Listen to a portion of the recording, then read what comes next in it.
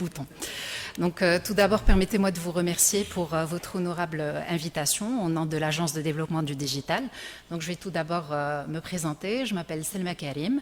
chef de département capital humain et innovation au sein de cette même agence. En fait, on est honoré de faire partie de cette réflexion collective autour de la diplomatie culturelle de notre cher royaume. Donc auquel cas, je vais attaquer le sujet d'un scope assez particulier qui est le digital. Donc avant de commencer, je vais vous expliquer un petit peu pour ceux qui ne le connaissent pas ce que c'est que notre agence, les principales missions, juste rapidement pour après passer au vif du sujet. Donc l'agence de développement du digital a été créée dès 2018 et a été opérationnalisée en 2019 pour pouvoir mettre en place la stratégie de l'État et mettre plutôt en œuvre la stratégie de l'État en termes de digitalisation.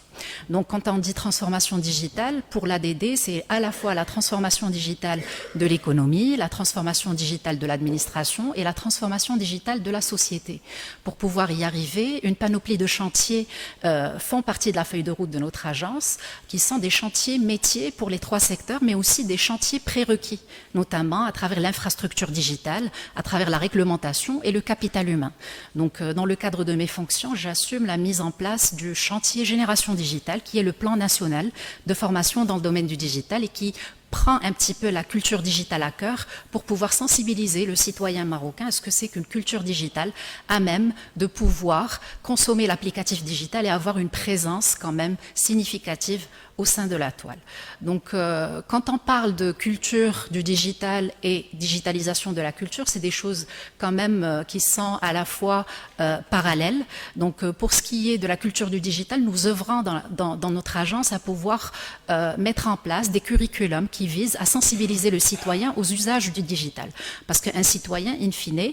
il crée du contenu, donc soit du contenu qui vise à développer des secteurs socio-économiques, mais aussi il vise à créer carrément de la valeur, notamment culturelle, sur la toile. Donc pour pouvoir ce faire, nous avons déjà lancé des initiatives qui visent à la sensibilisation du citoyen à travers des plateformes. Donc nous avons une première plateforme qui s'appelle Ihimaya, qui est surtout dédiée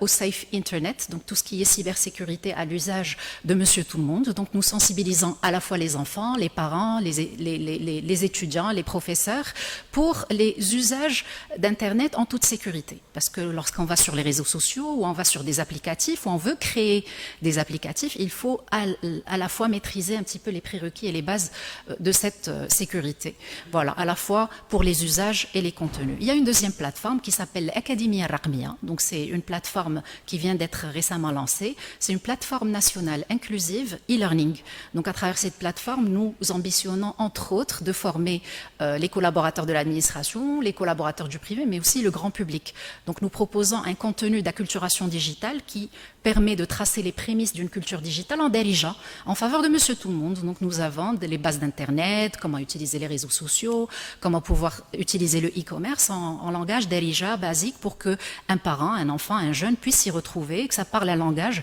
très inclusif et très culturellement appropriatif vis-à-vis de la population cible. Donc ça, c'est des produits concrets que nous avons développés sur ces 2 dernières années et qu'on met à disposition du citoyen marocain dans le cadre de cette offre d'acculturation digitale et d'accompagnement à la promotion de cette culture du digital auprès du citoyen. Donc là, c'est le volet acculturation et culture digitale. Il y a le volet transformation digitale de la culture, parce que quand on dit transformation digitale de la culture, il y a un contenu culturel qui est à même, et un événementiel culturel qui est à même de subir un petit peu cette transformation qui s'est accélérée et même qui est devenue une réalité pendant le Covid, parce que toute l'activité culturelle ne pouvait plus continuer en présentiel comme ce qu'on avait l'habitude de faire auparavant et que beaucoup d'acteurs de la sphère culturelle nationale ont dû basculer vers le digital avec les moyens de bord, sans pour autant bien penser la chose au préalable, mais ils ont fait avec ce qu'ils pouvaient. Donc à l'ADD, comme ce qu'on fait pour les secteurs socio-économiques, pour l'administration, on accompagne cette transformation digitale avec de l'outil digital, du développement digital, de l'applicatif digital. C'est quelque chose que nous avons fait entre-temps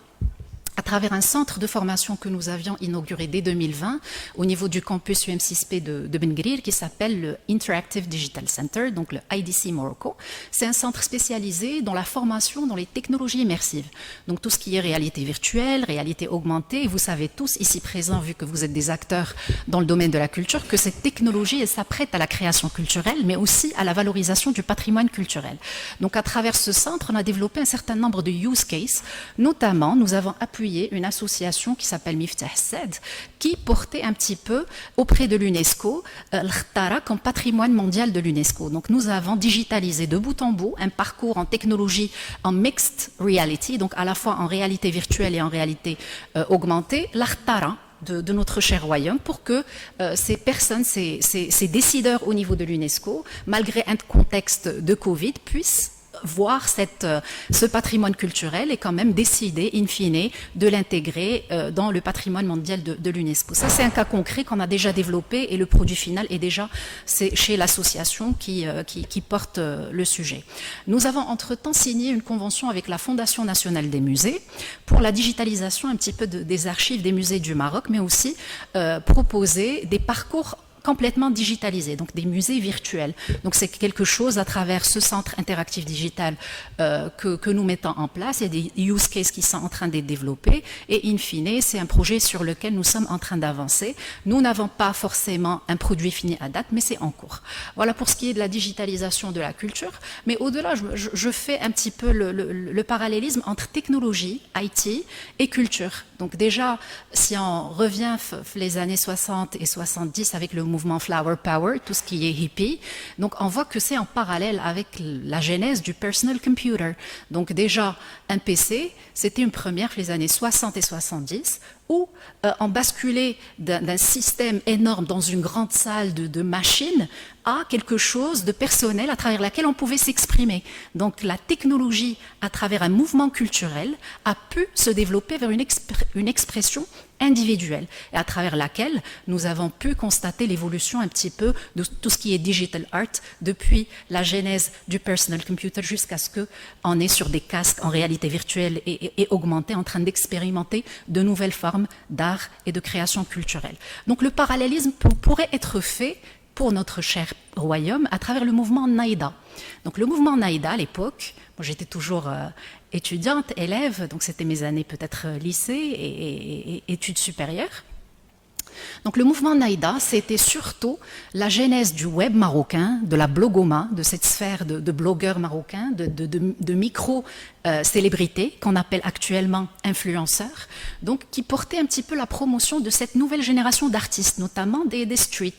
artists, c'est notamment une culture alternative, d'accord, donc qui portait le rap, le rock, tout ce mouvement qui a été promu par les plateformes un petit peu culturelles à l'époque, par les médias, je me rappelle tel quel à l'époque, tous les hors-séries que nous, en étant étudiants, on collectionnait à travers les CD où il y avait les titres de personnes comme Big, comme Darga à l'époque, Hoba Hoba Spirit, etc. Donc ce mouvement Naïda, qui est à la fois un parallélisme entre la genèse du web marocain, la genèse d'une communauté virtuelle marocaine, de militants 2.0, qui portait le blogging, qui portait un petit peu une voie parallèle sur les réseaux sociaux et sur la toile, qui a pu faire promouvoir une nouvelle forme d'expression artistique, à la fois dans la musique, dans la création, dans l'art de la rue. Donc c'est aussi ne jamais dissocier le digital de la culture, parce que in fine, oui, le digital, il se développe à coup d'investissement, à coup de politique, de stratégie publique et d'investissement privé, mais aussi c'est la culture qui impulse toutes ces idée créative qui permet d'impulser de nouvelles idées et de procéder à l'innovation qui permet l'innovation technologique et l'innovation scientifique. Donc il ne faut jamais dissocier les deux et le digital a toujours été influencé par l'apport culturel parce que c'est in fine la pensée innovante humaine qui permet du pareil au même créer des nouvelles choses, notamment de nouvelles technologies. Donc pour ce qui est de la digitalisation du secteur culturel et comment elle peut être un moyen de booster cette diplomatie culturelle de notre cher royaume, c'est à travers la curation de contenu, la promotion de contenu, tout ce qui est archives culturelles et patrimoine culturel de notre pays qui devrait être valorisé et qui pourrait être l'objet d'actions de lobbying, d'actions d'éducation et de promotion à un niveau international, mais aussi de branding et de positionnement de notre pays dans la sphère internationale et dans la politique internationale, etc. Et donner un petit peu le poids de notre cher pays à la fois sur le volet géopolitique et à la fois culturel. Donc, tout ce qui est accompagnement de l'ADD, de cette offre de culture nationale, c'est à travers les applicatifs. Nous, à l'ADD, on peut travailler sur des applicatifs communs pour pouvoir faire émerger du contenu culturel national. On peut aussi accompagner à l'assistance de maîtrise d'ouvrage pour que tous les acteurs du secteur de la culture, parce que l'ADD, j'ai oublié de le signaler au début, elle ne vise absolument pas à substituer qui que ce soit. Nous sommes un catalyseur de la transformation digitale. Nous faisons confiance à tous les acteurs institutionnels, privés et publics qui font dans la culture, qui font dans les autres secteurs, et nous, on leur tend la main pour pouvoir porter ensemble ce secteur de la transformation digitale et pouvoir le catalyser et le booster. Donc ça, on le fait avec les acteurs, sur la base des besoins des acteurs. Donc, in fine, on peut assister la maîtrise d'ouvrage pour que ces acteurs de la culture puissent connaître un peu ce que c'est que la technologie, se l'approprier et voir les meilleurs usages, par exemple, pour le domaine des arts plastiques, pour le domaine de la musique, dans le domaine du théâtre, etc., ou la valorisation du patrimoine culturel, et j'en passe. Donc nous, on tend la main à tous les acteurs pour pouvoir explorer de nouvelles pistes de collaboration pour valoriser, in fine, ce contenu culturel qui gagnerait à même à faire rayonner le royaume, vu que nous avons plusieurs siècles quand même de patrimoine culturel qui se cumule d'année en année, et qu'on gagnerait à le faire valoir, contrairement à des pays qui n'ont pas le même patrimoine et la même valeur culturelle que le Maroc a, et qui gagnent énormément en notoriété par cause de leur présence sur les réseaux sociaux, par cause des applicatifs qu'ils mettent à disposition du grand public, et in fine, ça booste l'économie, ça booste le tourisme, ça permet d'avoir de l'influence sur un petit peu la culture internationale. Donc c'est quelque chose que le Maroc gagnerait à adopter et à promouvoir. Donc pour faire très court, parce que je pourrais en parler pendant des heures et des heures, et que le sujet est très passionnant, et je sais que les collègues ici présents ont aussi des choses à dire, donc je cède ma place et je reste à votre entière disposition pour pouvoir explorer un petit peu les pistes de collaboration.